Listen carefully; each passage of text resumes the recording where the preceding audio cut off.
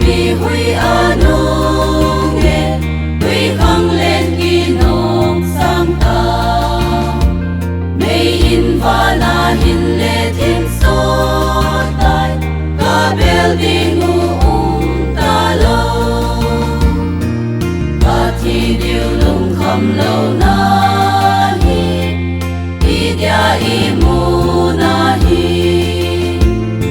Kalova eti za uva Kati din kono vahi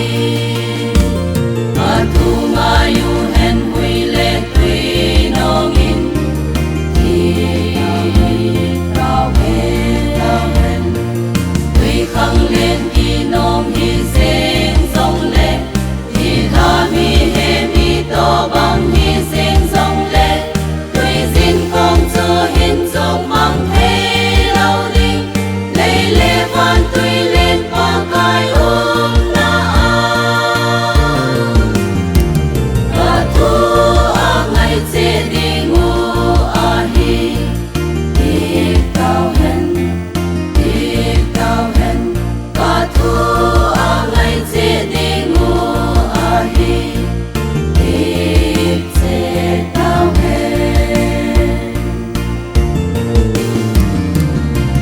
lên vai in ba cái kê mà đông đông ta in cả ta về lung kham na hi ada nghe se kung tha vi nei hu hi ngi ton se na le gen the na i ka tha ka wa chu ta amang ding kon ka hi tai o pa kai nang ma nei la nu doi ka thu nga yu hen hui le tui nong in ti cao hen tui khang lên ki nong hi sen song le ti la mi he mi to bang hi sen song le tui sin kong cho hin cho mang thế lâu đi lê lê phan tui lên pa kai na cả thu ngày chế đi ngủ hi đi cao hen cả thu ngày chế đi ngủ hi đi chế cao hen Kai ti zat na a be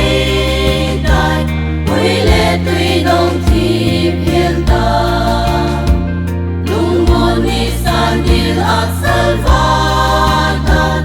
alang nghe van dam nong chu ei vok sing in on han dam pu nei da la ki da ta ipaka in nang malang